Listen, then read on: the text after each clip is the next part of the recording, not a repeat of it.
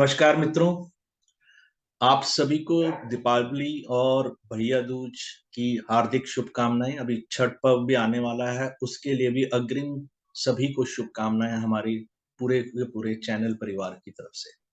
मैं आज आदरणीय उत्तरा दीदी के साथ एक बहुत ही बढ़िया विषय, जिस पे चर्चा करने में आप सभी का खुद का भी इंटरेस्ट होगा कि ऐसा विषय हमेशा उठाते रहना चाहिए, उसके विषय में हम बात करने वाले हैं।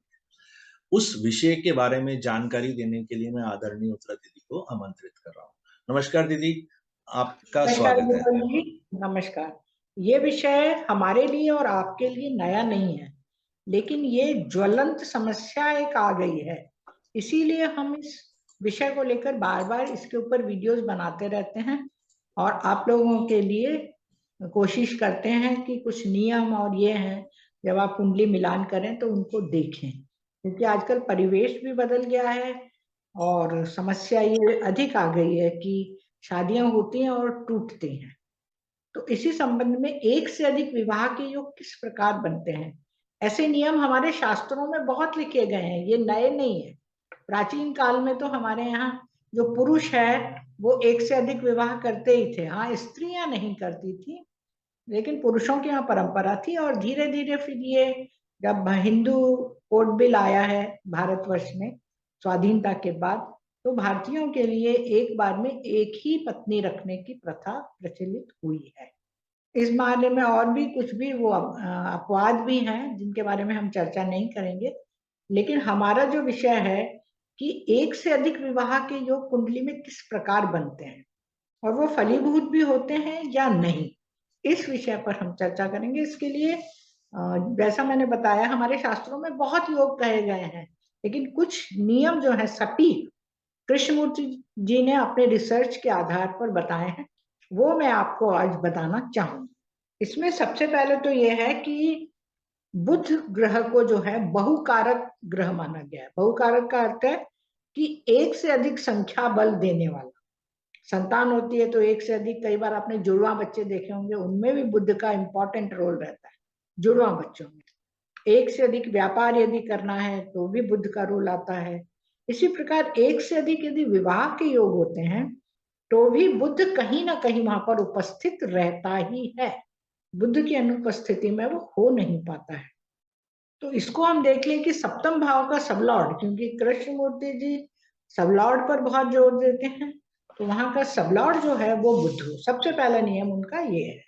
उसके बाद है कि यदि सब बुध सबलॉर्ड नहीं है, कोई अन्य ग्रह है, तो वो बुध के साथ किसी न किसी रूप से जुड़ा रहना चाहिए, चाहे वो उसकी राशि में हो, चाहे उसके नक्षत्र में हो, चाहे उसके साथ हो।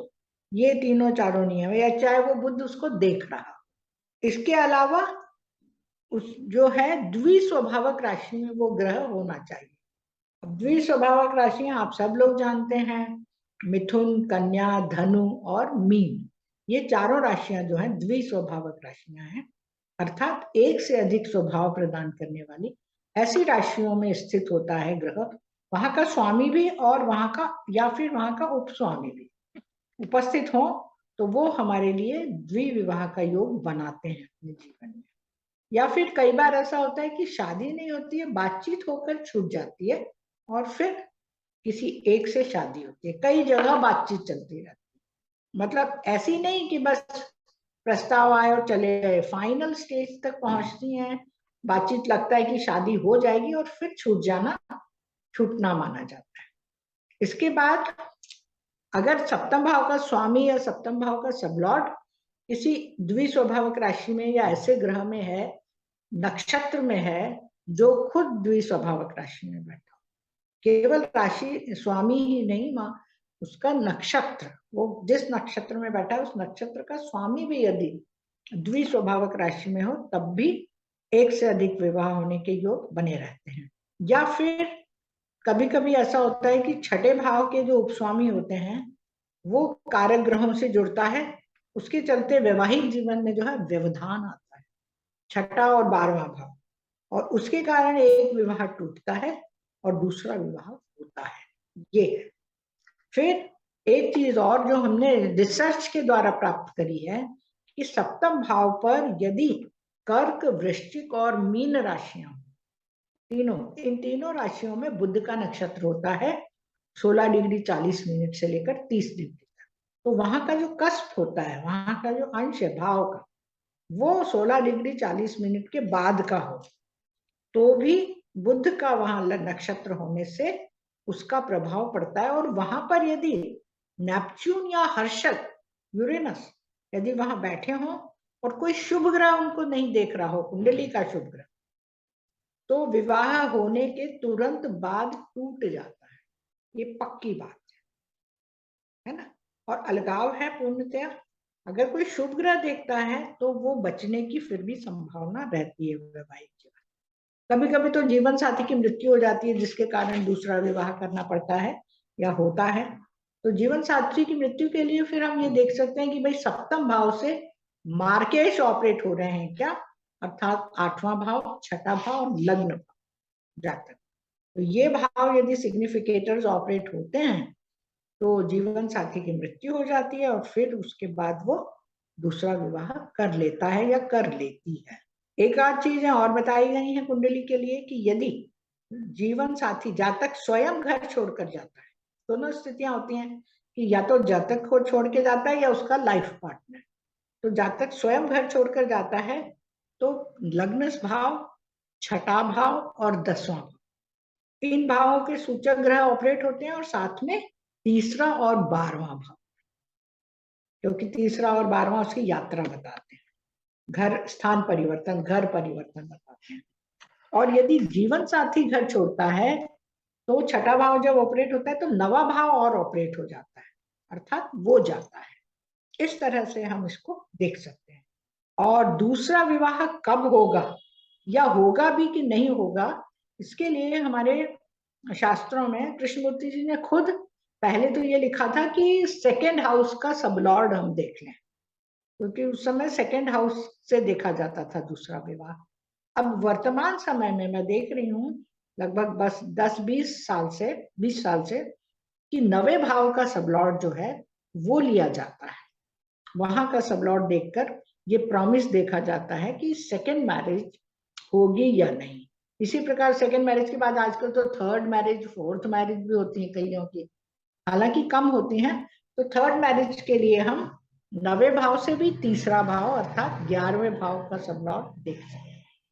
इस तरह से हम कुंडली में देखा जा सकता है। एक चीज और है जो इम्पोर्टेंट है कि कुंडली में यदि चंद्रमा और शनि की युति, इसके ऊपर हमने वीडियो बनाया हुआ है कि विष योग या पुनर्भू योग जो बनता है चंद्रमा और शनि की किसी भी तरह की युति यदि दूसरे भाव, 5वें भाव, 7वें भाव और 11वें भाव, मतलब यदि इन भावों में से किसी भी भाव में बनती है तो विवाह पक्का होने में देरी होती है।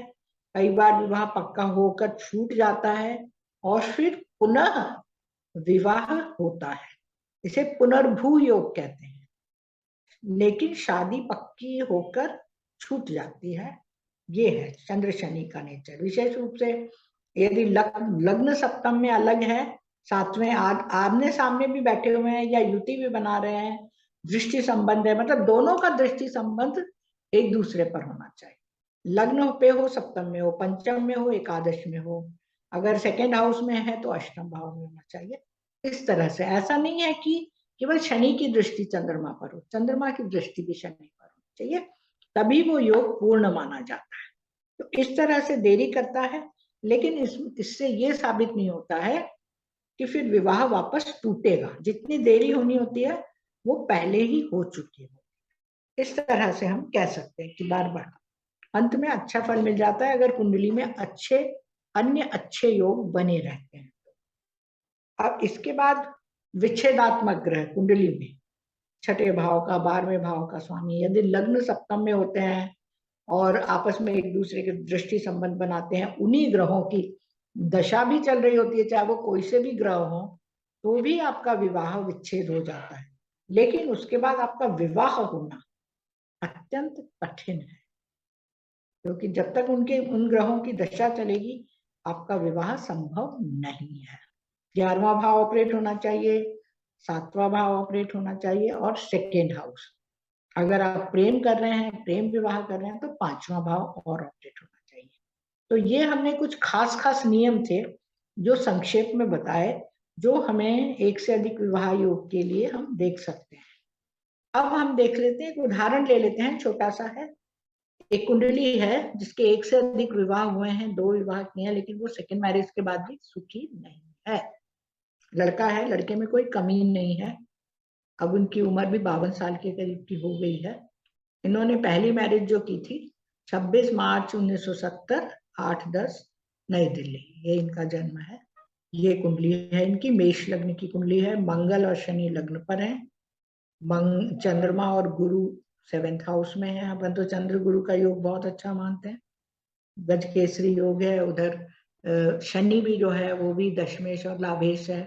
मंगल लग्नेश है, लग्न में बैठा हुआ है ना। और इनका जो सप्तमेश है वो 12वें चला गया है। हम लोग नक्षत्रों पे नहीं जा रहे हैं, फिर भी आप देखिए इस कुंडली को। इसके बाद सूर्य जो है बुध के साथ है। इनके जो 7th हाउस का सब लॉर्ड है वो एक्चुअली सूर्य है। इसमें नहीं दिखा पा रहे हैं, लेकिन सूर्य है।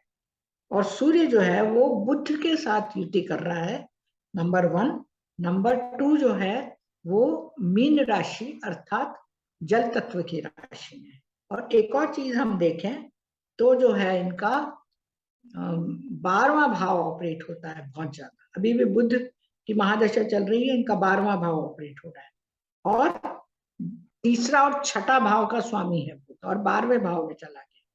सीधा सीधा दिखाई दे रहा है कि इनको पारिवारिक जीवन नहीं है इनका, सिंगल रह रहे हैं अकेले, बिना किसी अपराध बोध के। अपराध भी नहीं है कुछ भी, बस उससे तलाक भी नहीं हुआ है, लेकिन वाइफ साथ नहीं रहती है।